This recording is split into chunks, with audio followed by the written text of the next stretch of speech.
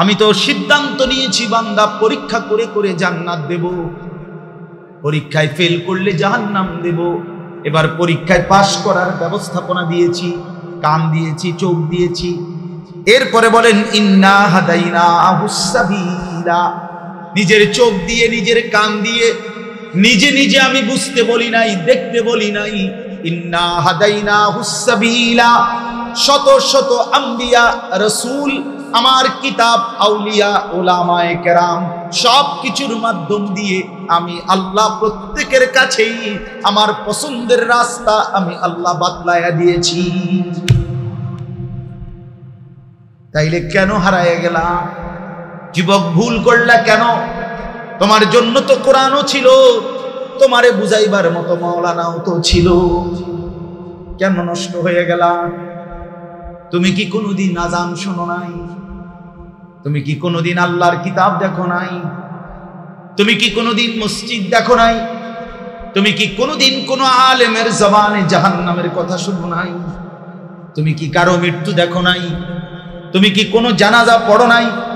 তুমি কি কারো লাশ দেখো নাই?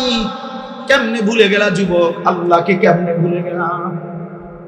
এত মৃত্যু, এত লাশ, এত জানাজা, চারিদিকের কবরস্থান, এত মানুষের দুনিয়া থেকে বিদায় নেওয়া, কিছুই কি মনে করাইল না?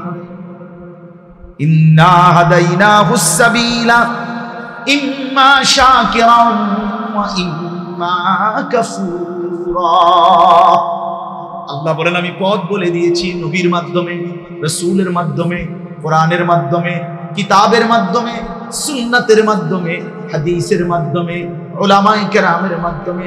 পৃথিবীতে করোনা হোক, মহামারী হোক, ঘূর্ণিঝড় হোক, দুর্ভিক্ষ হোক, অভাব হোক, কিন্তু কোন জামানায় আল্লাহর দ্বীন বুঝাবার মতো আলেম শূন্য পৃথিবী কখনোই ছিল না। কি বলেন? ছিল? আপনাকে 30 বছর আগে হুজুরা ছিল না, আরো গত 50 বছর আগে পৃথিবীতে হুজুরা ছিল না, 100 বছর আগে পৃথিবীতে হুজুর ছিল না, সর্বদাই ছিল।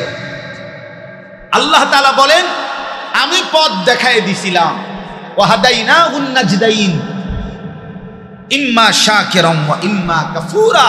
তাইলে আমি আল্লাহ কান দিলাম, চোখ দিলাম, দিল দিলাম, দিমাগ দিলাম, বুঝার শক্তি দিলাম, আবার বুঝাইয়া দেওয়ার জন্য কিতাব দিলাম, বুঝাইয়া দেওয়ার জন্য নবী, রাসূল, উলামা, আউলিয়া দিলাম।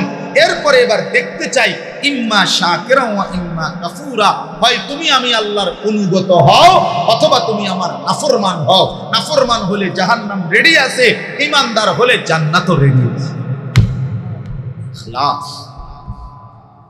ইন্না আ'তাদনা লিল কাফিরিনা, আল্লাহ বলে সমস্ত বেঈমান, নাফরমান, পাপী, অবাধ্যদের জন্য আমি আল্লাহ এখানে তো বলে দিছি, ওইখানে রেডি রাখছি সালাসিলা, আগুনের শিকল, ওয়া আগলালা, আগুনের বেড়ি যেটা দিয়া বান দিবে, ওয়া সাইরা, উত্তপ্ত টগবগে আগুন।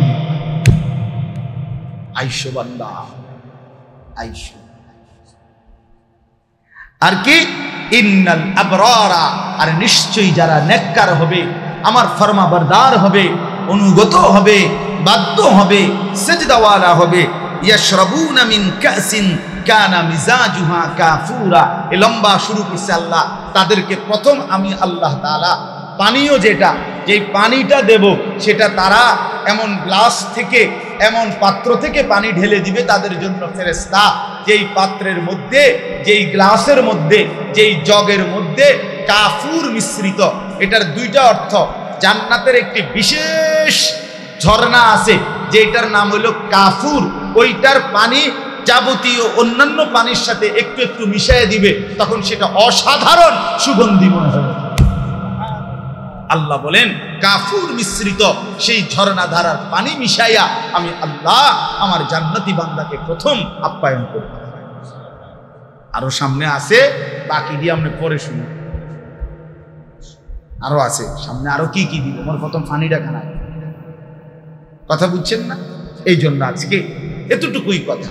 আমার ভাই, আল্লাহ তাআলা আমাদেরকে সৃষ্টি করেছেন, লম্বা একটা সময় পার করে এনেছেন, পৃথিবীর আলো দেখিয়েছেন, আলো অন্ধকার আল্লাহ আমাদের দেখাইছেন, আল্লাহ আমাদেরকে দিন বুঝাইছেন, আখিরাত বুঝাইছেন, পরকাল বুঝাইছেন, আমাদের সফলতা ব্যর্থতা চিনাইছেন, আমাদেরকে কোরআন নাজিল করেছেন, রাসূল পাঠিয়েছেন, এত উলামায়ে কেরাম দেখাইছেন, সব কিছু বিস্তারিত বলে যে বান্দা এটা আলো, এটা অন্ধকার, এটা উচিত, এটা অনুচিত, এটা জায়েজ, এটা না জায়েজ, এটা হালাল, এটা হারাম, এটা পুরস্কার, এটা শাস্তি, এটা জান্নাত, এটা জাহান্নাম, এভাবে আল্লাহ তাআলা বুঝাইয়া দিয়া আল্লাহ বলে বান্দা এবার তোমারে আমি দুনিয়ায় ছেড়ে দিলাম, বাকি কথা হবে তোমার সাথে হাসরের ময়দানে।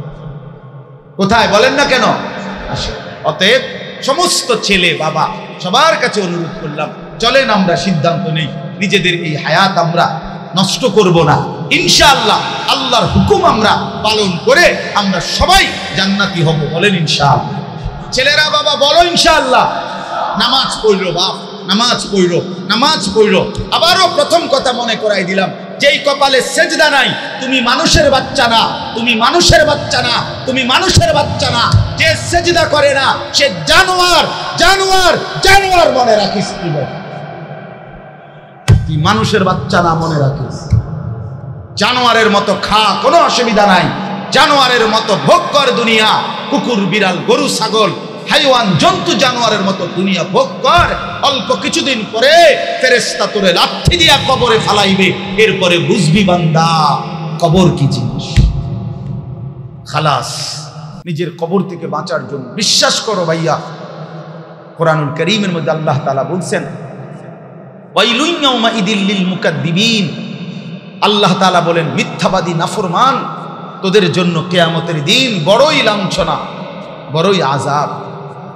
তো আল্লাহ বলেন কেন লাঞ্ছনা হবে, কেন দুর্ভোগ হবে তোদের? আল্লাহ নিজে বলছেন ওয়া ইযা কিলা লাহুমুর কাউ লা ইয়ারকাউন। তাদেরকে যখন দুনিয়ায় বলা হতো সেজদা করতে, রুকু দিতে, নামাজ পড়তে, লা ইয়ারকাউন, তারা রুকু করতো না, সেজদা দিত না, নামাজ পড়তো না। এই জন্য আজকে আমি আল্লাহ হাসরের ময়দানে বেইজ্জতি করলাম। কোরআন শরীফের আয়াত ভাই, কোরআন শরীফে আছে আল্লাহ তাআলা বলেন হাসরের ময়দানে জাহান্নামী ফেরেশতা জাহান্নামীকে জিজ্ঞেস করবে, বহু জাহান্নামীকে, মা সালাকাকুম ফি সাকার, এই বেঈমান তোরে জাহান্নামে কে আনলো, কেন জাহান্নামে আসলি? ক্বালু লাম নাকু মিনাল মুসাল্লিন। আল্লাহ তাআলা বলেন নাফরমান বলবে ফেরেশতা ছিলাম, এজন্য আজকে আমি জাহান্নামে আসলাম। আরো শোনো মিয়া, কোরআন শরীফে আছে আল্লাহ বলছে কাল্লা ইযা বালাগাতিত তারাকি।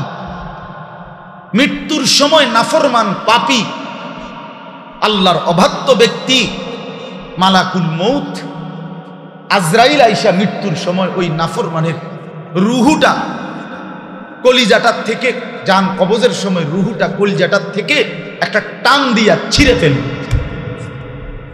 ছিঁড়ে ফেলবার সাথে সাথে রুহুটা আইসা তারাকি মানে হলো কণ্ঠনালী, এই গলা,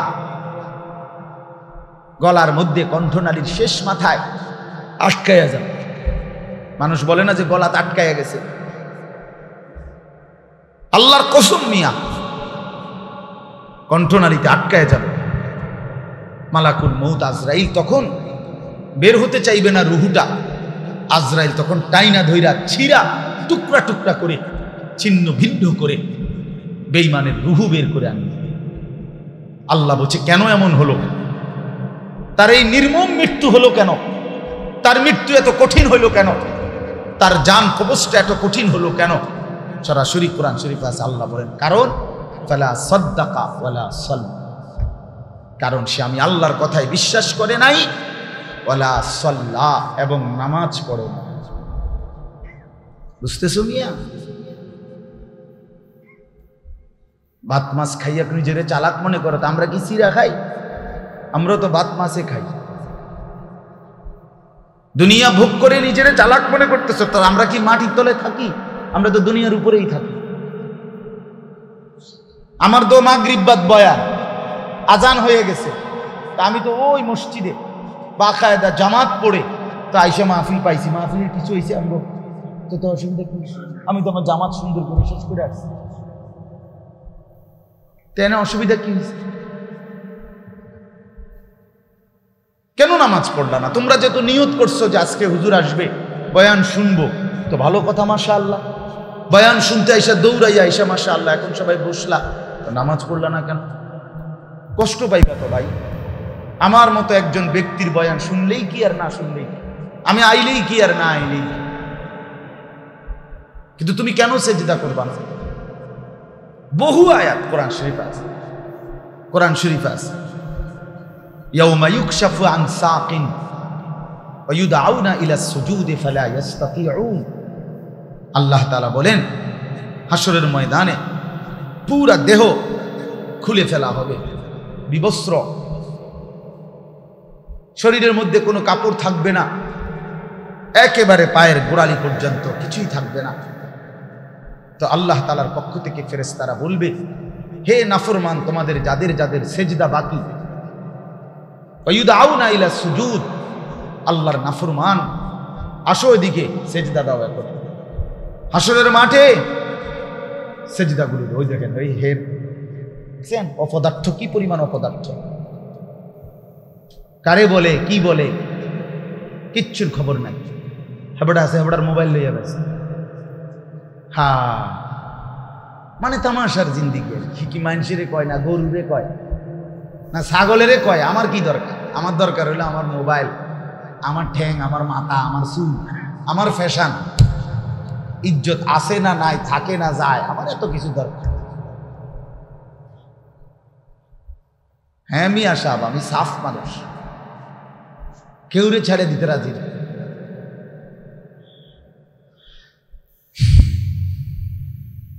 তো বলবে ওয়ায়ুদআউনা ইলা সুজুদ, ফেরেশতারা বলবে নাফরমান এখন সেজদা দে। এতগুলো সেজদা বাকি ছিল, খোদার কসম আল্লাহ বলেন ফালা ইস্তাতিউন, কোন নাফরমান হাজার কোটি চেষ্টা করেও হাসরের ময়দানে আর একটা সেজদা দিতে পারে।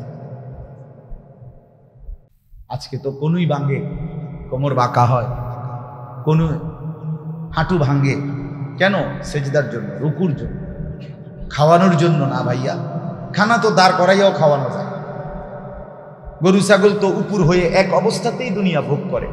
কত জীব জন্তু এক একটা এক এক হালাতে, এক হালাতে আল্লাহর দুনিয়া জীবনটা ভোগ করতেছে না? তো আমরা আরো আল্লাহ তাআলা দাঁড় করায় রাখলেও খাওয়াইতে পারত,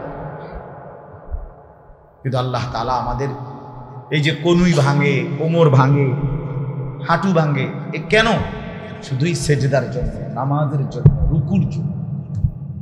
কিন্তু সেদিন হাসরের ময়দানে আর কনুইও বাঁকা হবে না, কোমরও বাঁকা হবে না, হাঁটুও বাঁকা হবে।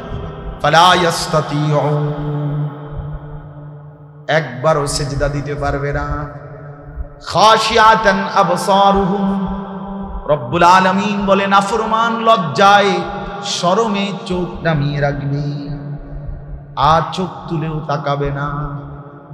তারহাকুহুম যিল্লাহ, ভীষণ লাঞ্ছনা, অপমান তারে ঘিরে ফেলবে। লজ্জায়, শরমে, অপমানে, বেইজ্জতিতে আর এক সেকেন্ডের জন্য হাসরের ময়দানে চোখ তুলে তাকাইতে পারবে না।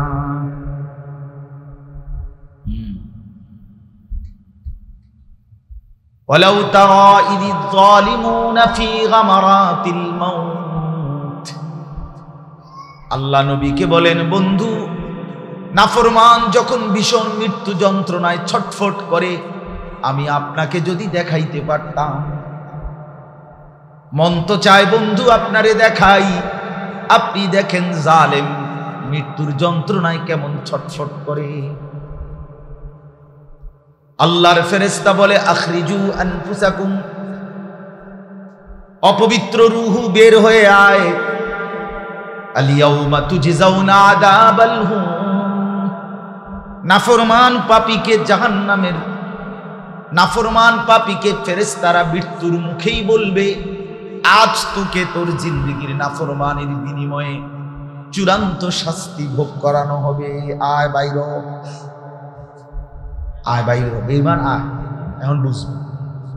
আলিয়াউমা তুজজাউনা আযাবাল হুন, আজ তোকে কবর থেকে শুরু করে অনন্তকালের জন্য তোরে শাস্তি ভোগ করানো হবে।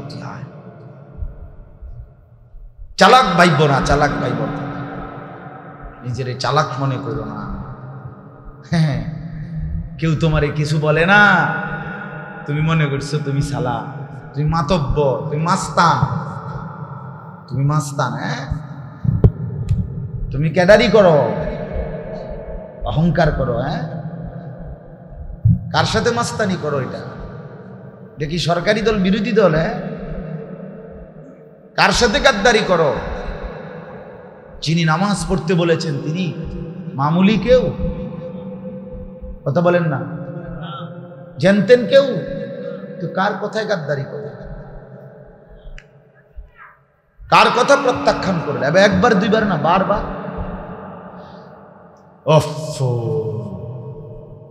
এত বিবেকহীন হওয়া ভাইয়া, সত্য কথা বললাম, রাগ করো না। কিন্তু মুসলমানের বাচ্চা এত বড় বিবেকহীন হয় না ভাই। যে পবিত্র মায়ের ঘরে জন্ম নিছ, মা তোমারে 2টা বছর দুধ পান করাইছে, কি পরিমাণ আদর করে বড় করছে, তুমি এইভাবে আল্লাহকে ভুলে গেলা। এক ওয়াক্ত নামাজ পড়তেও মন চায় না। চলেন ভাই, তো বলতেছিলাম এই সূরাটার মধ্যে আল্লাহ তাআলা জান্নাতের বর্ণনা দিয়েছেন, খুব অসাধারণ, অনেক সুন্দর। এই চমৎকার বয়ান পুরো কোরআনের মধ্যেই জান্নাত এবং জাহান্নামের বয়ান আছে, বর্ণনা আছে। কিন্তু এই সূরার মধ্যে লম্বা বর্ণনা আছে জান্নাতের। তো রাসূলুল্লাহ সাল্লাল্লাহু আলাইহি ওয়াসাল্লাম একদিন সাহাবায়ে কেরাম কয়েকজন ওনার সামনে বসা, এর মধ্যে নবীজির সামনে একজন হাবশি কালো চেহারার একজন সাহাবী বসা ছিল। তাফসীরে কুরতুবীর মধ্যে এই ঘটনাটা আছে। ওই সাহাবীটা ছিল হাবশি সাহাবী, কালো রঙের সাহাবী। তো উনি আল্লাহ নবী সাল্লাল্লাহু আলাইহি সাল্লামের সামনে বসে আছেন। এই সময় উনি বারবার এটা সেটা জিগাইতেছে, বিভিন্ন দ্বীনি বিষয়াদি জানতে চাইতেছে নবীজির কাছে। এই সময় হযরত জিবরাইল আলাইহিস সালাম আল্লাহ নবী সাল্লাল্লাহু আলাইহি সাল্লামের কাছে ওহী নিয়ে আসছে, কোরআন নাজিল করবার জন্য আসছে। হযরত ওমর রাদিয়াল্লাহু তাআলা আনহু, ওমর ইবনুল খাত্তাব, তিনি রাসূলুল্লাহ সাল্লাল্লাহু আলাইহি সাল্লামের চেহারা মোবারক দেখে বুঝছে জিবরাইল আসছে, তো এখন কোরআন নাজিল করবে। তো আল্লাহ নবী সাল্লাল্লাহু আলাইহি সাল্লামের দিকে তাকাইয়েই বুঝছে। তখন ওই হাবশি গোলাম, হাবশি সাহাবী যিনি কালো রঙের, উনি নবীজিকে এটা সেটাতে জিগাইতেছে। তো ওমর রাদিয়াল্লাহু তাআলা আনহু বললেন, এখন থামো, আর বিরক্ত করো না।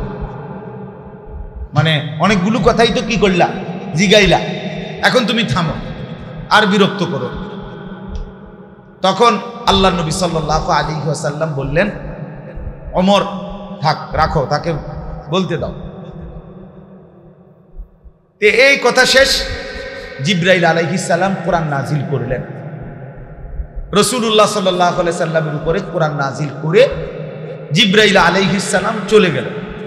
নবী সাল্লাল্লাহু আলাইহি সাল্লাম তখন এই উপস্থিত সাহাবীদের সামনে এই মাত্র যেটা নাজিল হয়েছে সেটা পড়লেন, মানে শুনাইলেন। আর সেইটাই ছিল এই সূরা। এই যে সূরার কথা আমি বললাম, সূরা দাহার, সূরা ইনসান, এই সূরা ৭৬ নম্বর সূরা, ২৯ নম্বর পারা, এই সূরাটা। তো ওই যে বললাম, এই সূরার মধ্যে জান্নাতের বর্ণনা অসাধারণ, অনেক সুন্দর লম্বা বর্ণনা দিয়েছেন আল্লাহ তাআলা। জান্নাতে কি দেবেন, জান্নাতের পানিটা কেমন হবে, খাবারটা কেমন হবে, জান্নাতের সাজগোজটা কেমন হবে, এইটার খুব দারুণ বর্ণনা দিয়েছেন। তো এই যে এতক্ষণ কথা বলতেছিল এই সাহাবী, কালো রঙের হাবশি সাহাবী, সহজ সরল সাহাবী, উনি শুনতেছে নবীজিকে এটা সেটা জিগাইছে। তো এই মাত্র এই সূরাটা নাজিল হলো। আল্লাহ নবী সাল্লাল্লাহু আলাইহি সাল্লাম যখন সূরাটা পড়ে শুনাইলেন, জান্নাতের এই অসাধারণ বর্ণনা শুইনা খুশিতে এই হাবশি সাহাবী চিৎকার দিয়া ওইখানেই খুশিতে আনন্দে আত্মহারা হয়ে জান্নাতের আকাঙ্ক্ষা করে ওইখানেই ইন্তেকাল করে। হ্যাঁ, নবী সাল্লাল্লাহু আলাইহি ওয়াসাল্লাম বললেন, ওমর দেখলা তুমি আখরাজা নাফসা সাহিবাকুম আশ-শাওকু ইলাল জান্নাহ, তোমাদের এই সাথী, তোমাদের এই বন্ধু তার জীবন দিয়ে দিয়েছে জান্নাতের তীব্র আকাঙ্ক্ষা, শৌক, জান্নাতের খুব শৌক। যে হায় সুবহানাল্লাহ, কি অসাধারণ, কি সুন্দর জান্নাত, কি চমৎকার। এই জান্নাতের আগ্রহে সাহাবায়ে কেরাম জীবন দিয়ে দিয়েছে, জীবন দিয়ে দিয়েছে। জান্নাত এতটা অসাধারণ। সাহাবায়ে কেরাম এভাবে বুঝছে ভাই যে নিশ্চিত এটা আল্লাহ দিবে, যেটা আল্লাহ বলছে কোরআনে জান্নাত দিবে, খোদার কসম সাহাবায়ে কেরাম কলিজার মধ্যে ইয়াকিন করছে যে না, এটা দিবেই। আযাব দিবে আল্লাহ বলছে, সাহাবায়ে কেরাম এটাকে বিশ্বাস করছে। এই জন্য নবী সাল্লাল্লাহু আলাইহি সাল্লাম এর এক এক সাহাবীর অবস্থা ছিল এরকম যে দুনিয়ার আগুনের মধ্যে নিক্ষিপ্ত হওয়া, এটাকে যেমন যে কেউ অপছন্দ করে, এক জাররা আল্লাহর নাফরমানি করাকে তারা তার চাইতে বেশি অপছন্দ করে। ওয়াকাররাহা ইলাইকুমুল কুফরা ওয়াল ফুসুকা ওয়াল ইসয়ান, এই ছিল সাহাবীদের আগ্রহ। এক মুমিন মানে ভাই, সবাইরে বলি, নওজোয়ান ছেলে তোমাদেরকেও বলি, বয়স্ক বাবা আপনাদেরকেও বলি, আমারেও বলি, জান্নাতের আগ্রহ, জান্নাতের প্রতি শৌক, এটা মুমিনের সবচেয়ে বড় একটা চাওয়া। প্রিয় নবী সাল্লাল্লাহু আলাইহি ওয়াসাল্লাম তিনিও তো দিবানিশি 5 ওয়াক্ত নামাজের পরে নবীজি যেই দোয়াগুলো বিশেষভাবে পড়তেন, তন্মধ্যে জান্নাতের জন্য আগ্রহ করতেন, জান্নাত চাইতেন। আল্লাহুম্মা ইন্নী আসআলুকা রিদাকা ওয়াল জান্নাহ, এটা নবীজির একটা কমন দোয়া ছিল, নিয়মিত দোয়া। আল্লাহ, আমি আপনার সন্তুষ্টি এবং জান্নাত চাই। ওয়া আউযু বিকা মিন গাদাবিকা ওয়া মিনান নার, আল্লাহ আপনার অসন্তুষ্টি এবং জাহান্নাম থেকে পানাহ চাই। রমজানে দেখবেন হুজুররা আপনাদেরকে রমজান আসলে সব মসজিদের ওলামায়ে কেরাম আপনাদেরকে বলে যে 4টা আমল রমজানে সারাদিন রাত সবচেয়ে বেশি করা। এর মধ্যে একটা হলো কালেমা শরীফের জিকির করা, লা ইলাহা ইল্লাল্লাহ, এই কালেমার জিকির বেশি বেশি করা। 2 নাম্বার হলো ইস্তিগফার, আস্তাগফিরুল্লাহ ওয়া আতুবু ইলাইহি, মানে তওবা করা, ইস্তিগফার করা, এটা বেশি বেশি করা। আর হলো জান্নাত বেশি বেশি চাওয়া, জাহান্নাম থেকে বেশি বেশি পানাহ চাওয়া। নবীজি শিখাইছেন এটা, যে রমজানের একটা বিশেষ আমল এটা, যে কালেমার জিকির করবা, ইস্তিগফার বেশি বেশি পড়বা, জান্নাত চাইবা, জাহান্নাম থেকে পানাহ চাইবা। লা ইলাহা ইল্লাল্লাহ আস্তাগফিরুল্লাহ ওয়া আতুবু ইলাইহি, আল্লাহুম্মা ইন্নী আসআলুকা রিদাকা ওয়াল জান্নাহ ওয়া আউযু বিকা মিন গাদাবিকা ওয়া মিনান নার। এই 4টা। তাহলে বান্দা জান্নাতের আগ্রহ করা উচিত। কোরআনুল কারীমের মধ্যে আছে, আল্লাহ তাআলা বলেন, ওয়াসারিউ ইলা মাগফিরাতিম মির রাব্বিকুম ওয়া জান্নাতিন, আল্লাহ তোমাদের জন্য মাগফিরাত নিয়ে অপেক্ষা করছে আর জান্নাত নিয়ে অপেক্ষা করছে। তোমরা দৌড়াইয়া আল্লাহর মাগফিরাত নাও এবং জান্নাত নাও, জান্নাত নাও। আল্লাহ তাআলা বলছে, আল্লাহ ডাক দিছে, বান্দা দৌড়াও, ওয়াসারিউ, এদিকে আসো। আমরা কিতাবে পড়ছি রাসূলুল্লাহ সাল্লাল্লাহু আলাইহি ওয়াসাল্লাম বদরের যুদ্ধের দিন, যুদ্ধ শুরু হয়েছে, নবীজি সাল্লাল্লাহু আলাইহি সাল্লাম সাহাবীদের দিকে ফিরে বললেন এই আয়াত, ওয়াসারিউ ইলা মাগফিরাতিম মির রাব্বিকুম ওয়া জান্নাতিন আরদুহাস সামাওয়াতু ওয়াল আরদ, শোনো তোমরা আল্লাহর ক্ষমা এবং আল্লাহর জান্নাতের দিকে দৌড়াইয়া আসো। এক সাহাবীর হাতের মধ্যে 2টা বা 3টা লা হাওলা ইন্না লিল্লাহি ওয়া ইন্না ইলাইহি রাজিউন। ইয়া রাসূলুল্লাহ, এই মুহূর্তে আমি শাহাদাত বরণ করিলে আমি জান্নাতি হব তো? আল্লাহর নবী সাল্লাল্লাহু আলাইহি সাল্লাম বললেন, আমি ওয়াদা দিলাম জান্নাতি হবা। এই সাহাবী তখন সাথে সাথে বললেন, ইয়া রাসূলুল্লাহ, তাইলে এই 3টা খেজুর, এই 3টা খেজুর খাইতে যেই সময়টা লাগবে জান্নাতে যাওয়ার জন্য, খোদার কসম নবী, আমি এইটুকু সময় দেরি করতে রাজি না। এই জন্য 3টা খেজুর অন্যের হাতে তুলে দিয়ে তৎক্ষণাৎ যুদ্ধের মধ্যে ঝাঁপায়া পড়ছে দুশমনের মোকাবেলা করে শহীদ হয়ে তৎক্ষণাৎ জান্নাতে চলে গেছে। এই ছিল সাহাবীদের আগ্রহ, এই ছিল সাহাবীদের আগ্রহ। ভাইয়া, জান্নাত এতটা আকাঙ্ক্ষিত বস্তু ছিল তাদের কাছে যে তারা দিবানিশি চাইতেন নিজের জান মাল, নিজের পুরা জিন্দেগি আল্লাহর জন্য দিবেন, বিনিময়ে আল্লাহর জান্নাত আল্লাহর কাছ থেকে বুঝে নেবেন। ইন্নাল্লাহা আশতারা মিনাল মুমিনিনা আনফুসাহুম ওয়া আমওয়ালাহুম বিআন্না লাহুমুল জান্নাহ।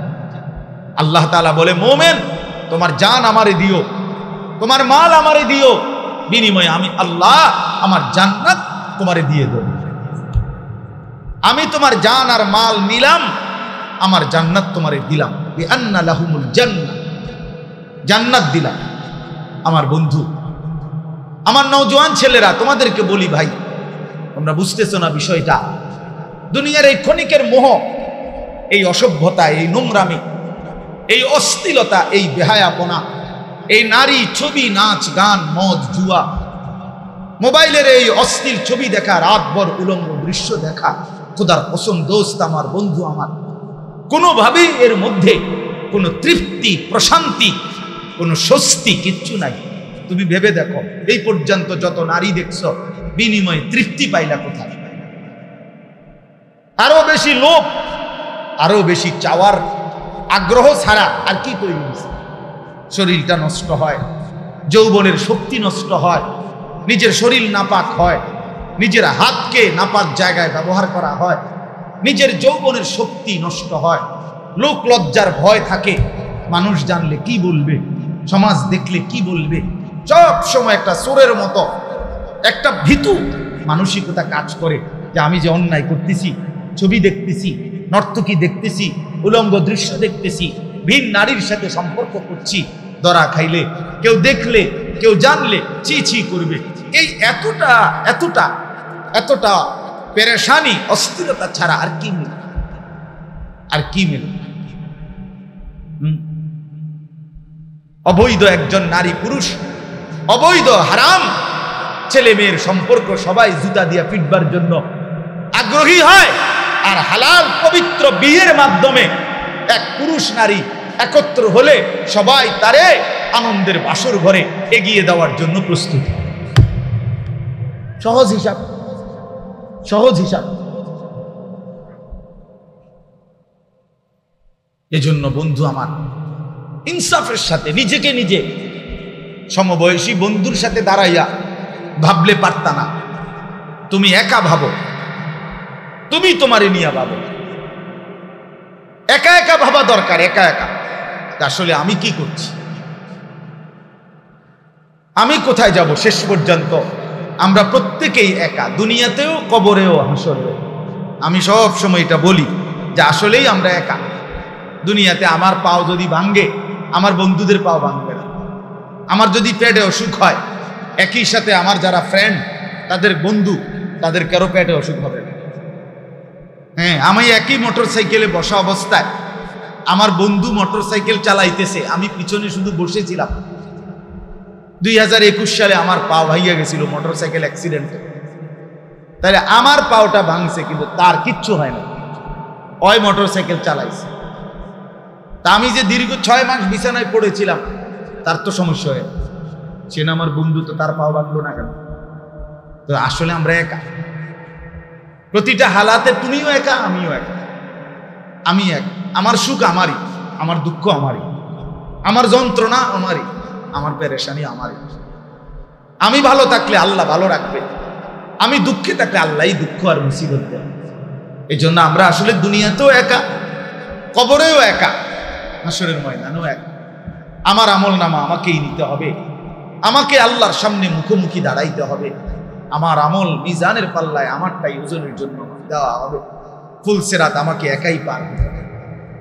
এই জন্য আমি বাবা আপনাদেরকেও বলি, নিজের ছেলে, নিজের মেয়ে, নিজের স্ত্রী, সন্তানের আখেরাত নিয়ে ভাবেন, নিজের ভালো ভাবেন। সুদের টাকা দিয়া ছেলেটাকে কেন মানুষ করবেন? ওই মানুষ হবে না, ওই জানোয়ার হবে।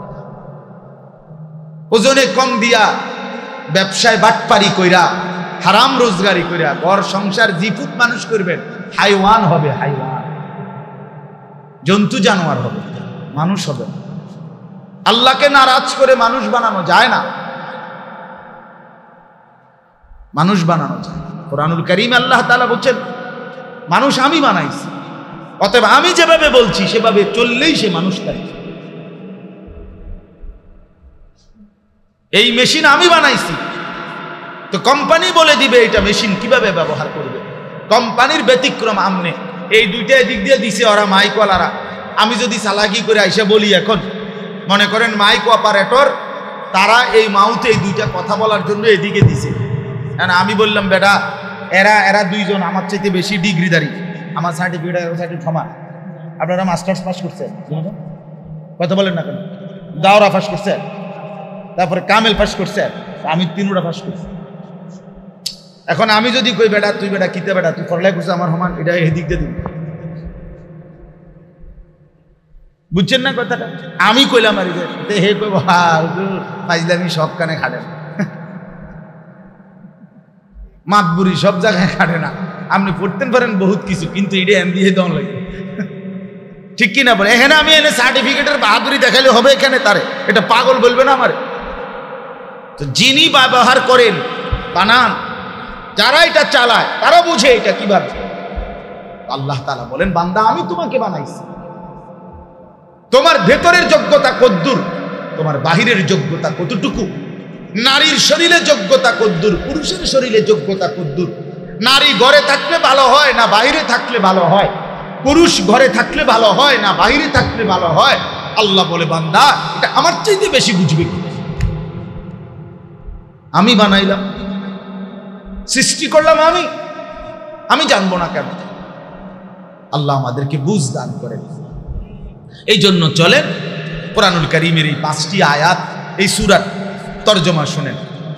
আল্লাহ তাআলা, আমি সূরাটার শানে নুজুলের ক্ষেত্রে এই কথাটা বললাম যে এই সূরাটা নাজিল হওয়ার সময় একজন কালো সাহাবী জান্নাতের আশায়, জান্নাতের ভালোবাসায় নিজের জীবন দিয়ে ফেলছে।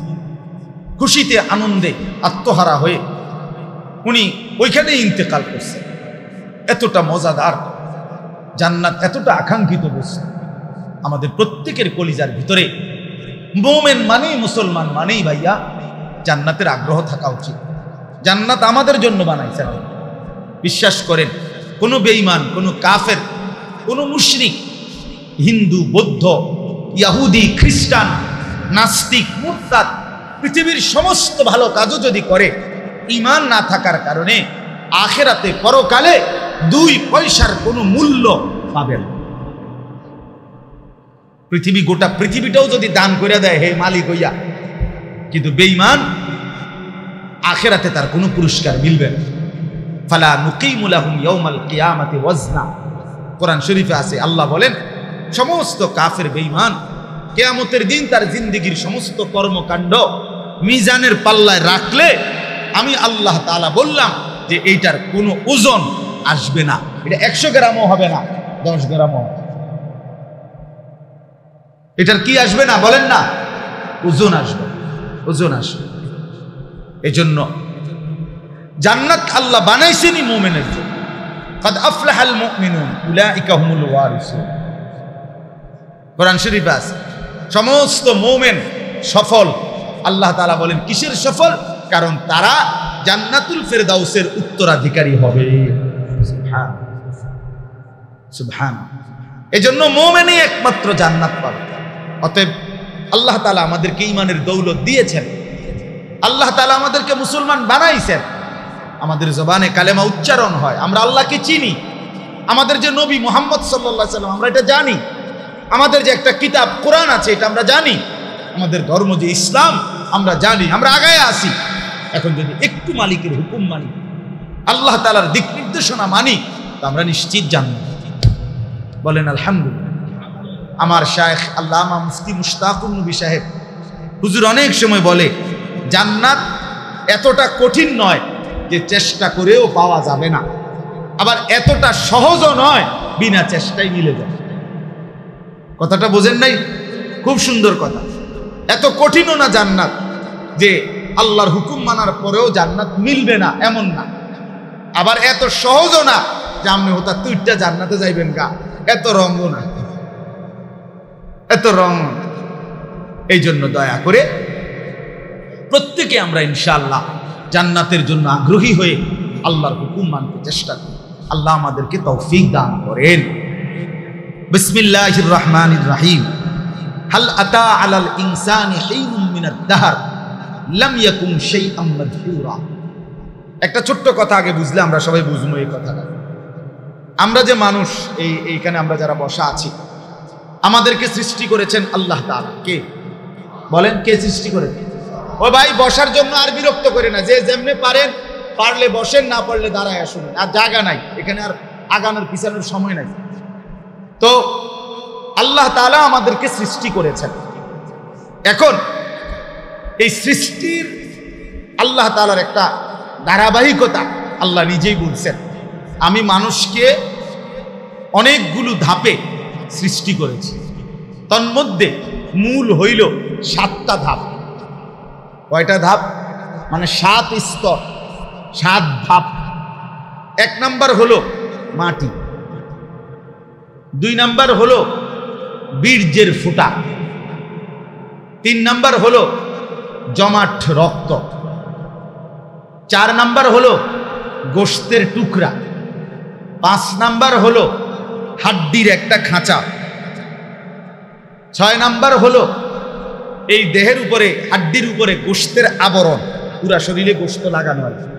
7 নাম্বার হলো রূহ ফুকে দিয়ে মানুষ হিসাবে বের করা। কয়টা হইল? 7। ওয়ালাকাদ খালাকনাল ইনসানা মিন সুলালাতিন মিন তিন ফাজআলনাহু নুতফাতান ফি ক্বারারিন মাকিন। এই আল্লাহ তাআলা এখানে বলছেন, আমি 7 ধাপে মানুষকে সৃষ্টি করেছি। এখন আল্লাহ তাআলা আমাদেরকে মাটি থেকে প্রথম সৃষ্টি করেছে। এখন এই যে মাটি, যেখান থেকে আমার বাবার বীর্য তৈরি হইছে, মায়ের বীর্য তৈরি হইছে, তারপরে সেই দুইটার সংমিশ্রণে আমার অস্তিত্বের জন্য আল্লাহ তাআলা মায়ের জরায়ুর মধ্যে আল্লাহ তাআলা বীর্যের ফোঁটা জমা করেছেন। তারপরে ধীরে ধীরে বাকি কাজগুলো করাইছেন।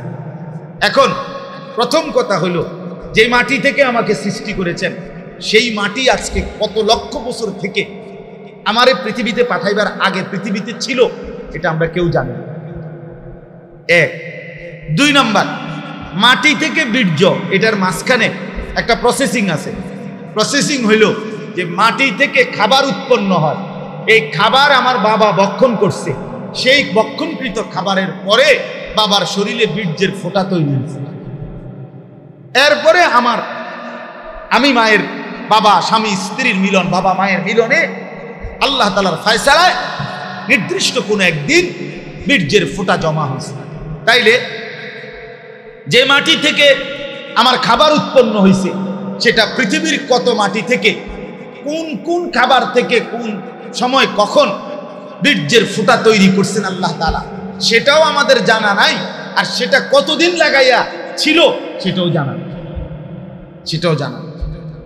এরপরে বীর্যের ফোঁটা থেকে শুরু করে একেবারে 9 মাস 10 মাস পরে মায়ের পেট থেকে বের হওয়া পর্যন্ত এই ভেতরে মায়ের পেটে কি হইছে না হইছে, কেমনে কি হইল, কখন নাক লাগাইলো, কখন চোখ লাগাইলো, কখন হাত লাগাইলো, কখন পাও লাগাইলো, বাহ, কখন এই সুন্দর দেহ ডিজাইন করলো মালিক, কেউ জানে? কেউ জানে? এটা কেউ জানে।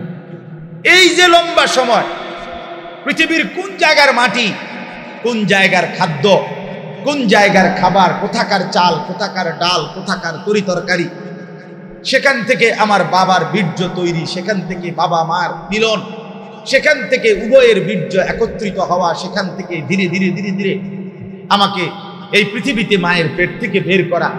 আল্লাহ রাব্বুল আলামিন বলে, বান্দা, যদি তুমি ভাবতা, বিশ্বাস করো বান্দা, এই লম্বা প্রসেসিং করতে গিয়ে পৃথিবীর কেউ কোনোদিন তোমার নাম, নিশানা, ঠিকানা, আলোচনা, বিশ্লেষণ কিছুই জানতো না। আমি আল্লাহ একাই শুধু জানতাম, আমি একাই জানতাম। ওই ভাই লাইট এটা দিও না, লাইট বন্ধ করো। একাই জানতাম, আমি শুধু একাই জানতাম। আমার দেহে কোন জায়গার মাটি, সে শুধু মালিকই জানে। কোন কোন খাবারে আমার বাবার বীর্য তৈরি, সে শুধু আল্লাহই জানে, সে শুধু আল্লাহই জানে। এই জন্য আল্লাহ তাআলা বলেন, একটা সময় তো তোমরা চিন্তা করে দেখো, তোমরা প্রত্যেকটা মানুষ ভেবে দেখো বান্দা, একটা সময় তো লম্বা ছিল এরকম যে তোমার কোনো নাম ঠিকানা আলোচনা, পৃথিবীতে তোমার কোনো আলোচনা ছিল না। যেদিন আমি তোমারে এক ফোঁটা বীর্য থেকে ধীরে ধীরে আমি আল্লাহ যেদিন মায়ের পেট থেকে বের করলাম, সেদিনে না পৃথিবী জানলো, দেখলো, সবাই চিনলো তুমি একটা মানুষ, তুমি একটা মানুষ। আল্লাহ তাআলা বলেন, তোমার সৃষ্টির এই লম্বা ধাপ, লম্বা এই দীর্ঘ সময় তোমারে যে আমি আল্লাহ পার করে এনে আমি আল্লাহ তাআলা তোমাকে এই পৃথিবীর আলো দেখালাম, যে আমি আল্লাহর একক ফয়সালায় সেই আমারে ভুলে যাওয়া, এটা কি ঠিক হলো? বলেন না কেন? এখন আর মাতেন না কেন? ওই ভাই ছেলেরা বলো না ভাই, এটা কি ঠিক হলো আসলে? তো ভুলে গেলা কেন? কেন একটাবারও মনে করলা না যে কে আমার এই পৃথিবীতে আনলো? আজ আমি এই পৃথিবীর আলো বাতাস কিভাবে দেখলাম? এজন্য ভাইয়া আল্লাহ তাআলা বলছেন, হাল আতা আলাল ইনসান হিনুম মিনাদ দাহর, একটি লম্বা যুগ, দীর্ঘ সময়, হতে পারে 40 বছর, হতে পারে 400 বছর, হতে পারে 40,000 বছর, মানুষের জীবনে এই লম্বা সময় পার হলো, লাম ইয়াকুন শাইআম মাযকুরা, যখন তার কোনো নাম নিশানা উল্লেখ আলোচনা কিছুই ছিল না, কিছুই ছিল না। ইন্না খালাকনাল ইনসানা মিন নুতফাতিন আমশাজ, অতঃপর আমি আল্লাহই স্বামী স্ত্রী দুইজনের মিশ্র বীর্যের ফোঁটা থেকে আমি আল্লাহ এই মানুষকে আমি তো সৃষ্টি করেছি। এবার আল্লাহ তাআলা বলেন, যদি বলো বান্দা এত সুন্দর করে এত লম্বা সময় প্রসেসিং করে প্রথমে মাটি থেকে খাবার আমার বাবার জন্য বীর্যের ফুটা তৈরি হলো, সেখান থেকে বাবা মায়ের মিলন, সেখান থেকে বীর্যের দুইজনের ফুটা একত্রিত হলো, এরপরে আমারে আপনি ধীরে ধীরে বানাইলেন, এত লম্বা প্রসেসিং করলেন কেন? আমারে বানাইতে গিয়ে মালিক আপনি এত লম্বা ধাপ, এত কিছু করলেন কেন? কি চাচ্ছেন আপনি আমার কাছে? আমারে বানাইলেন কেন? এত সুন্দরে সাজাইলেন কেন? এই পৃথিবীর আলো দেখাইলেন কেন? আমারে মায়ের রেহেম থেকে দুনিয়ার আলোতে বাহির করলেন কেন? আল্লাহ বলেন, উদ্দেশ্য একটাই, নাবতালিহি নাবতালিহি, তোমারে তো আমি জান্নাত দেব, দুনিয়াতে পরীক্ষা করার জন্য যে জান্নাতে যাইবা না জাহান্নামে পরীক্ষা কর। এই যে ইন্না খালাকনাল ইনসানা মিন নুতফাতিন আমশাজ, আল্লাহ বলেন আমি মিশ্র বীর্য থেকে, মানে স্বামী স্ত্রী উভয়ের বীর্য থেকে আমি রব্বুল আলামিন মানুষকে সৃষ্টি করেছি, প্রত্যেককেই। কেন? নাবতালিহি, পরীক্ষা করার জন্যে, পরীক্ষা করার জন্যে। এবার যদি বলেন রব্বুল আলামিন কি পরীক্ষা করবেন আমার দ্বারা? আল্লাহ অন্য আয়াতে বলেন, আইয়ুকুম আহসানু আমালা, পরীক্ষা করব কার কার আমল কতটা সুন্দর, জান্নাতে যাইতে চায় কে কে, জাহান্নাম পছন্দ করে কে কে। আমি এই পরীক্ষা নেব, আমি আমার গোলামির পরীক্ষা নেব, আমি ঈমানের পরীক্ষা নেব, আমার বন্দেগীর পরীক্ষা নেব। বান্দা, আমি দেখতে চাইব তোমার দ্বারা কে আমার আনুগত্য করলা, কে আমার নাফরমানি করলা। আল্লাহ বলেন, এজন্যই ফাজালনাহু সামিআম বাসীরা, আমি রব্বুল আলামিন মানুষকে আমি আল্লাহ শ্রবণ শক্তি আর চোখের দেখার শক্তি আমি আল্লাহই দান করেছি। সব কিছু সে শুনতে পায়, সব কিছু সে দেখতে পায়। এজন্য আমি আল্লাহর কথা শুনবার, আমার রসুলদের কথা শুনবার, আমার কোরআনের কথা শুনবার যোগ্যতা তো আমি দিলাম। আমার গোটা কায়নাত, আমার কুদরতের এই পৃথিবী দেখবার মতো যোগ্যতাও আমি তাকে দিলাম। এবার পরীক্ষা শুরু হলো। কোনো কিছু না জানাইয়া পরীক্ষা না, কোনো কিছু না দেখাইয়া পরীক্ষা না। আপনারে পড়ার সুযোগও দিলেন না, সময়ও দিলেন না, শুনাইলেনও না, পড়াইলেন না, বুঝাইলেন না, দেখাইলেন না, আবার কিসের পরীক্ষা? আল্লাহ বলেন না, এমন না। দেখবার জন্য আমি চোখ দিয়েছি, শুনবার জন্য আমি কান দিয়েছি, বুঝবার জন্য আমি দিমাগ দিয়েছি, ধারণ করবার জন্য, উপলব্ধি করার জন্য আমি দিল দিয়েছি। সবটা তো আমি দিয়েছি। কে দিয়েছে বলেন? সারা দেহ কার দান? অফি আনফুসিকুম আফালা তুবসিরুন।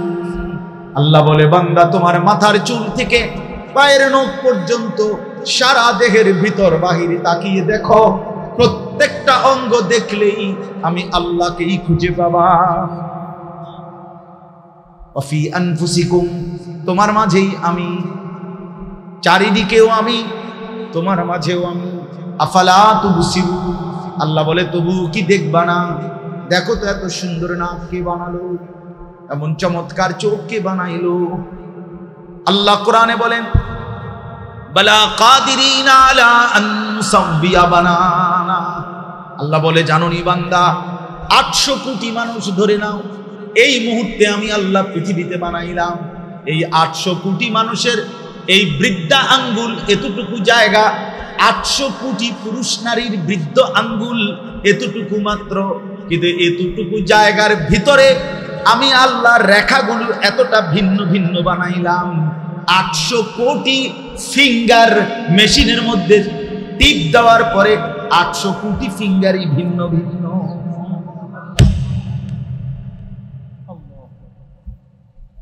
হায় মালিক, কেমনে বানাই? এই কদ্দুর জায়গার মধ্যে এরকম আলগা আলগা ডিজাইন কেমনে করলে? কয়টা করতে পারবো আমরা এনে? হ্যাঁ, আল্লাহ মাফ করবেন।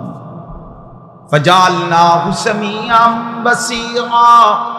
আল্লাহ তাআলা এই সূরার মধ্যে জান্নাতে আল্লাহ তাআলা বান্দাকে কি দিবেন, কিভাবে মেহমানদারি করবেন, আপ্যায়ন করবেন, কি কি পুরস্কার দিবেন, জান্নাতের একটা দৃশ্য, সৌন্দর্য আল্লাহ তাআলা এই সূরার মধ্যে ফুটিয়ে তুলেছে। কোরআনুল কারীমের মধ্যে, পুরা কোরআনের মধ্যেই বহু জায়গায়, বহু সূরা আয়াতের মধ্যেই আল্লাহ তাআলা জান্নাত এবং জাহান্নামের বিস্তারিত বর্ণনা দিয়েছেন। আখিরাত পরকালের কথা বলতে গিয়ে বারবার আল্লাহ তাআলা জান্নাত এবং জাহান্নামের কথা বলেছেন। আখিরাত এবং পরকালের বিষয়ে কবরের কথা, হাসরের কথা, কিয়ামতের কথা, মিজানের কথা, আমলনামার কথা, ফুলসিরাতের কথা, জান্নাত জাহান্নামের কথা, এগুলো আল্লাহ তাআলা বারবার উল্লেখ করছে। একজন মুসলমানের জীবনে 3টা জিনিস সবচেয়ে জরুরি। 1 নাম্বার হলো তাওহীদ, অর্থাৎ জীবনের সকল অবস্থায় মুসলমান হিসাবে এই কথা দৃঢ়ভাবে কলিজার মধ্যে, জিন্দিগির মধ্যে বিশ্বাস রাখা যে লা ইলাহা ইল্লাল্লাহ। আমার জীবনের হাসি কান্না, আনন্দ বেদনা, চাওয়া পাওয়া, সুখ দুঃখ, প্রাপ্তি অপ্রাপ্তি, যা কিছু, আলো বাতাস, আমার জীবনের সমস্ত কিছু একজনের পক্ষ থেকেই আসে, তিনি শুধুই আল্লাহ। হাসলেও আল্লাহ হাসান, কাঁদলেও আল্লাহই কাঁদান, সুখে থাকলেও আল্লাহর ফয়সালা, দুঃখ এবং মুসিবত এটাও আল্লাহ তাআলারই ফয়সালা। কখনো আমাদের পছন্দ মতো হয়, কখনো পছন্দ মতো হয় না, কখনো চাহিদা মতো মেলে, কখনো চাহিদা মতো মেলে না, কখনো আমি যেমনটা চাইছি এমনটাই হয়েছে, কখনো আমি যেমনটা চাইছিলাম তেমনটা হয় না, কিন্তু সবটাই আল্লাহ তাআলার পক্ষ থেকে। তিনিই সমস্ত প্রয়োজন, তিনিই সমস্ত চাহিদা, সব কিছু তিনিই পূরণ করেন। এই কথাইটা বুঝা, এটা জীবনের একটা সবচেয়ে বড় পুঁজি। ছেলেরা ভাই, তোমরা যারা এই হাতে ধরা মোবাইল এটা নামায় ফেলো, হাতে ধরা মোবাইল এমনি আলগি দিয়া রেকর্ড করো, এমনি দোস্ত সামনাসামনি চেহারার দিকে তাকায়া শুনতে চেষ্টা কর, এটা ভালো হবে। কিছুটা তো নিজের জন্য শোনা দরকার। সব কিছু মোবাইলে জমাইলে পরে অনেকগুলো হইয়া যাওয়ার কারণে আর শুনবার সুযোগ হয়।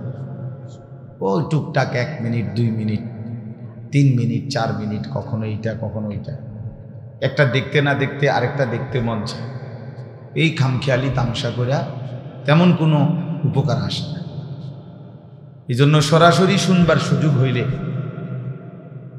ওলামায়ে কেরামের চোখের দিকে তাকায়া মনোযোগ দিয়ে আন্তরিকতা নিয়ে শুনলে আল্লাহ তাআলা জিন্দিগি ধীরে ধীরে বদলায়, পরিবর্তন হয়। এটা বহুতই জরুরি বিষয়। চোখের সাংঘাতিক আসর, নজরের খুব বেশি প্রভাব। নজর মানুষকে বদলায়। কোনো গুনাহের নজর তো মন্দ কাজের দিকে পুরা শরীরের পরিবর্তন। কোনো নেক কাজের দিকে নজর তো এটা নেক কাজের দিকে উৎসাহিত। কোন আল্লাহওয়ালা মুত্তাকি বুজুর্গ আলেমের দিকে নজর পড়লে নিজের ভিতরে আখিরাতের কথা মনে পড়ে। আল্লাহর ঘর দেখলে নামাজের কথা মনে পড়ে। আল্লাহর কোরআন দেখলে তেলাওয়াত করার কথা মনে পড়ে। নজর সাংঘাতিক, চোখের অসাধারণ প্রভাব। রাসূলুল্লাহ সাল্লাল্লাহু আলাইহি ওয়াসাল্লাম বলছেন, এক সাহাবী জিজ্ঞেস করছেন, ইয়া রাসূলুল্লাহ, আমি কাকে সঙ্গী বানাবো, আমার বন্ধু হবে কে? রাসূলুল্লাহ সাল্লাল্লাহু আলাইহি ওয়াসাল্লাম বলেন, মান যাক্কারাকুম বিল্লাহি রুয়াতুহু, যারে দেখলে, যার প্রতি নজর পড়লে আল্লাহর কথা মনে হয়, তারে বন্ধু বানায়। ওয়া যাদা ফি ইলমিকুম মানতিকুহু, যার কথা শুনলে নিজের জ্ঞান বাড়ে, ইলম বাড়ে, তারে বন্ধু বানায়। ওয়া যাক্কারাকুম বিল আখিরাতি আমালুহু, যার আমল দেখলে আখিরাতের কথা মনে হয়। তাহলে এই যে দেখলে মানে নজর, নজরের বরকত আছে। এজন্য যথাসম্ভব চেষ্টা করা, মসজিদে যখন জুমার নামাজের বয়ান হয়, যত মুসল্লি মনে রাখবেন, জওয়ান কিংবা বৃদ্ধ, যারা ইমাম সাহেব যখন বয়ান করে চেহারার দিকে তাকাইয়া শুনলে ওনার পরিবর্তন বেশি, খুব পরিবর্তন। আর এই বসে বসে আপনি জুরাইলে ওই আকামলাই থাকে, ওই ওনার আর কোনো পরিবর্তন হয় না। এই ওযু আগের মতোই, নামাজ পড়ে আগের মতোই, রুকু সেজদা সদর বদর, সূরা কেরাত দোয়া কালাম কিচ্ছুই সুন্দর হয় না। পরে আর আমাদের দেশে বলে যে দাদা কইছে বাইনতাম দান, বাইনতে আছি উদাদান। আমরা লাকসামের দিকে বলে উদাদান মানে হলো ভিজা ধান, ভিজা ধানারি। তো আগের দিনে ঢেকির মধ্যে ঢেকি দিয়ে এই ধান কি করতো, চাউল বানাইতো। তো এখন ভিজা ধান যদি ঢেকির মধ্যে দেয়, এটাতে যদি সারাদিনও বাইরা, এটার থেকে চাইল বাইরে। কেন বাইরে হবে না? ধান যে ভিজা, ভিজা ধান থেকে ধান চাউল আলাদা হয় না, শুকাইতে হয়। শুকনা ধান থেকে চাউল আলাদা। এই জন্য বলে আর কি যে দাদা কইছে বাইনতাম ধান, বাইনতে আসি ও দাদা ভিজা ধান, ফলে আর চাউল বাইরে হয়।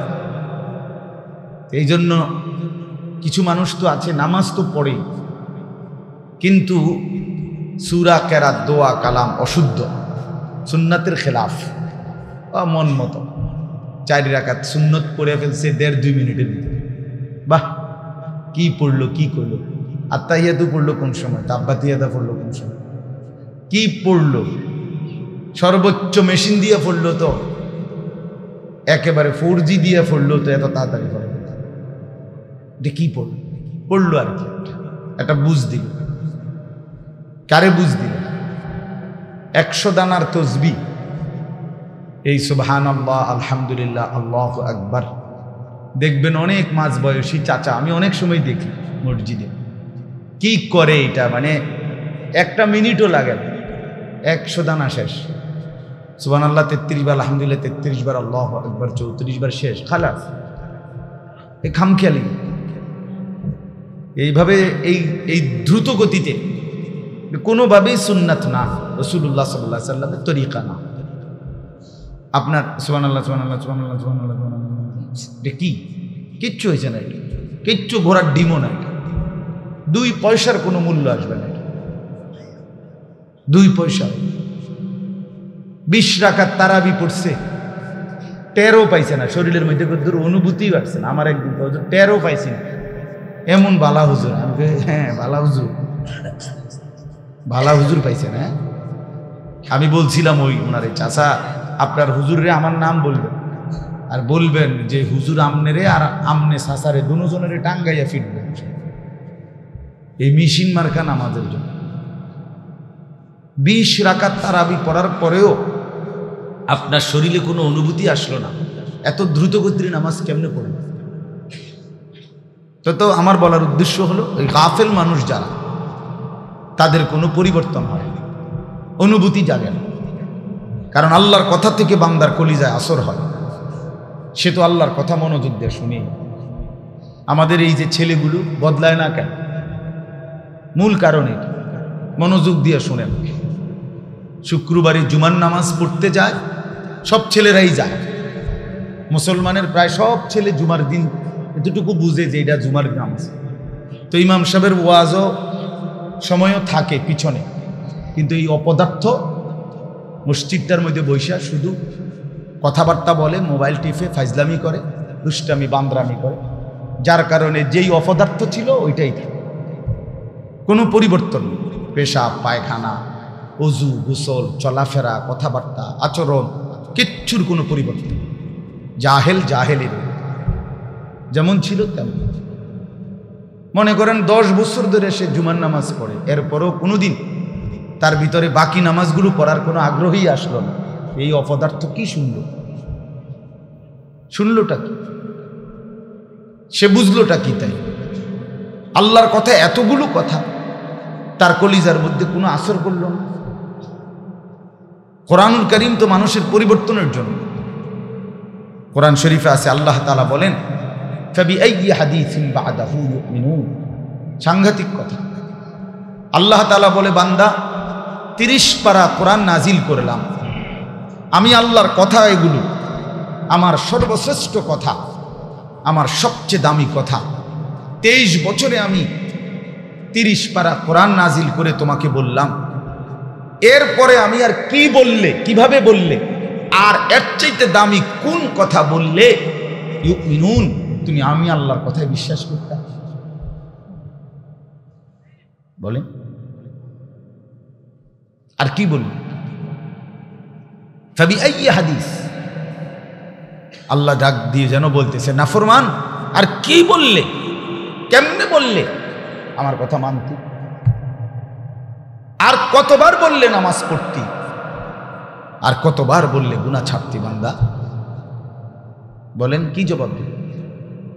রাসূলুল্লাহ সাল্লাল্লাহু আলাইহি ওয়াসাল্লাম হাসরের ময়দানে বলবেন, জিজ্ঞেস করবেন, উম্মত 23 বছর আমি একটানা চোখের পানি ফেলে কেঁদেছি, রাতে দিন কাঁদছি উম্মত, কি পরিমাণ রক্ত ঝরাইছি শরীর থেকে, তায়েফের রক্ত, উহুদের রক্ত, কি পরিমাণ পেটের ভোকে, কতবার পেটে পাথর বাঁধছি,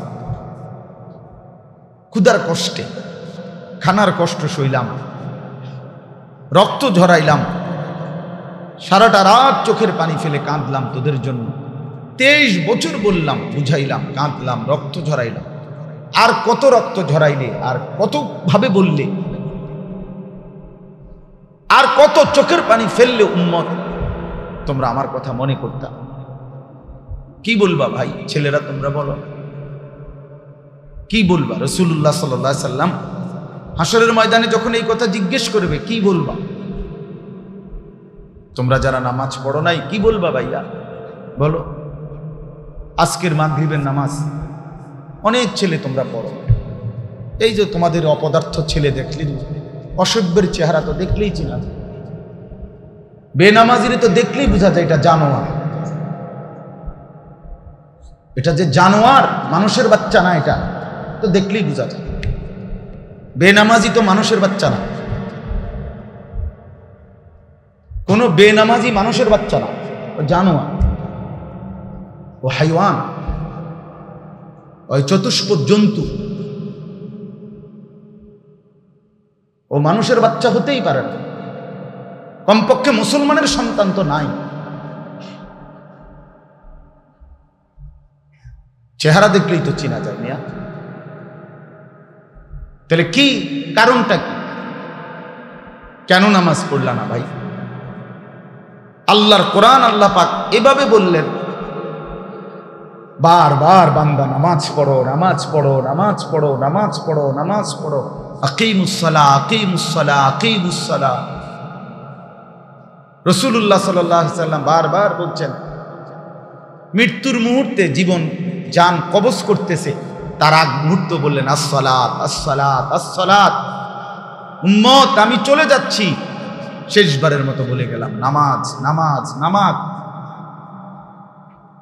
বিনিময়ে তুমি বেঈমান সেজদা দিলা না, তুমি জানোয়ার সেজদা দিলা না কেন? কেন নামাজ পড়লা না? আমি তোমরা যারা এখন এখানে বয়ান শুনতে বসছো অথচ মাগরিবের নামাজ পড়ো নাই, তোমরা অপদার্থরা উঠে যাও এখান থেকে, বেশরম যাও এখান থেকে। বেহায়াতি ওয়াজ শুনে লাভ হবে কি বেটা? হাইওয়ান, তুই ওঠ বেটা এখান থেকে বেটা। তোর মতো শ্রোতা আমার দরকার কি বেটা?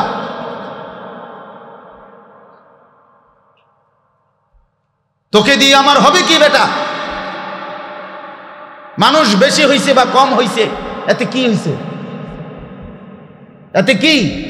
আমার কবরের আযাব মাফ, মানুষ বেশি হইলে নাকি? কথা বলেন না কেন? শ্রোতা কম হইলে আমি ব্যর্থ, বেশি হইলে আমি সফল। তো কি এখানে জনপ্রিয়তা? তো ধোঁকা। জনপ্রিয়তার কি আছে আবার এখানে? আল্লাহর কথা বলার জন্য জনপ্রিয়তা তো কোনো বিষয় না, অনেক শ্রোতা হইতে হবে এটা কোনো বিষয় না রে বাপ। কেন নামাজ পড়লা না? এখন উঠো, এখনো সময় আছে। লজ্জা না কইরা আল্লাহরে ভয় করে আল্লাহ আমাদের প্রতিটা ছেলেকে নামাজি হওয়ার তৌফিক দান। আমিন। একটা ছেলেকে পাগড়ি দিবে, এই পাগড়িটা দেওয়া হোক এক্ষুনি, এরপরে ইনশাআল্লাহ মজমা শেষ হলে এশার নামাজ পড়ে আবার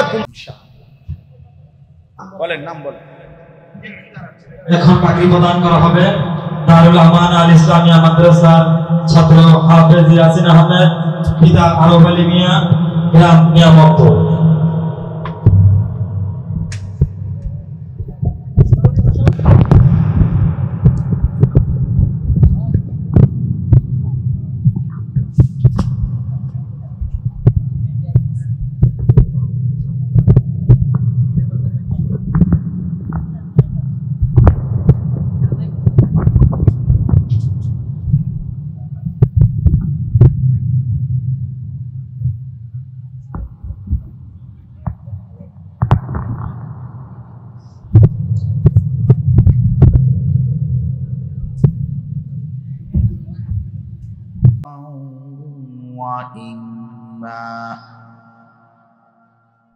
ইম্মা শাকিরা ওয়া ইম্মা কাফুরা। ইন্না আ'তাদনা লিল কাফিরিনা সালাসিলা ওয়া আগলালান ওয়া সা'ইরা। ইন্নাল আবরারা ইয়াশরাবুনা মিন কাসিন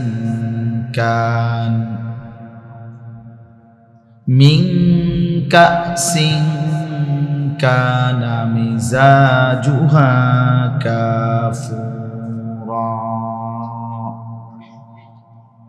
সাদাকাল্লাহু মাওলানাল আযীম।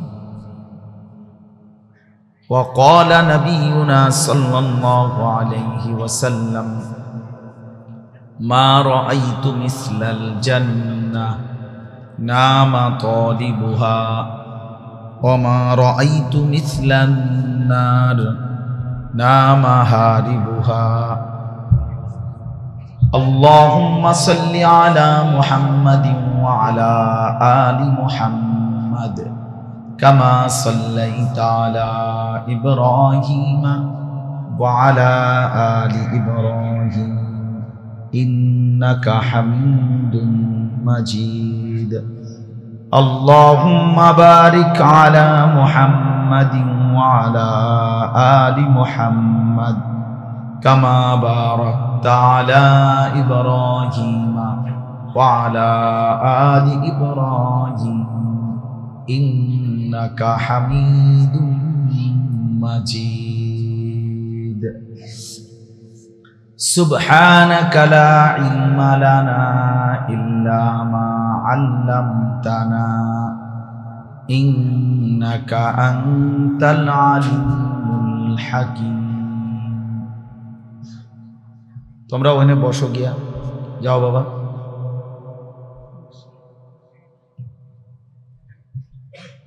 আলহামদুলিল্লাহ আল্লাহ পাক রব্বুল ইজ্জত জুল জালাল ওয়াল ইকরামের ফজল করম রব্বুল আলামিনের অপরিসীম ইহসান মেহেরবানি দয়া আল্লাহ তাআলা আমাদেরকে আজ 6 নভেম্বর 2024 রোজ বুধবার কুমিল্লা জেলা মুরাদনগর উপজেলাধীন দারুল আমানাহ আল ইসলামিয়া মাদ্রাসা ও নিয়ামতপুর উত্তরপাড়া যুব সমাজের উদ্যোগে প্রথম বার্ষিক ওয়াজ ও দোয়ার মাহফিলে আল্লাহ তাআলাই আমাদেরকে আসবার বসবার আল্লাহর জন্যই জমা হওয়ার তৌফিক দান করেছেন। এজন্য আমরা সকলেই বলি আলহামদুলিল্লাহ। পবিত্র কোরআনুল কারীমের 29 নম্বর পারা, কোরআনুল কারীমের 76 নম্বর সূরা, 76 নম্বর সূরা। এই সূরাটি প্রথম 5টা আয়াত আমি আপনাদের সামনে তেলাওয়াত করেছি। ইনশাআল্লাহ এই সূরার এই 5টি আয়াতের তরজমা এবং তার সাথে সম্পৃক্ত সামান্য কয়েকটি কথা বলেই আমি আমার কথা শেষ করব। আল্লাহ তাআলা আমাদেরকে তৌফিক দান করেন।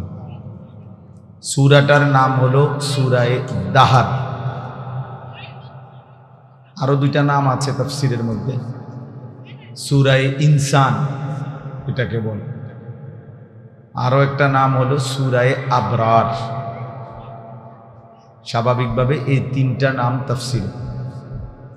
আমাদের এই ভারতীয় উপমহাদেশের যে নুসখা, যেগুলো মানে কোরআন শরীফের যে কপিগুলো আমাদের ভারতীয় উপমহাদেশে চলে, এগুলোর মধ্যে সূরায়ে দাহার এটাই লেখা। বাকি প্রসিদ্ধ আরেকটা নাম হলো সূরায়ে ইনসান, এই সূরার নাম। এই সূরার মধ্যে কোরআনুল কারীমের আল্লাহ তাআলা জান্নাতের বর্ণনা পুরাটা সূরার মধ্যে অত্যন্ত চমৎকারভাবে হৃদয়গ্রাহী ভাষায় ফুটিয়ে তুলেছেন। জান্নাতের বর্ণনা অসাধারণ ভঙ্গিমায় এবং খুব আকর্ষণীয় করে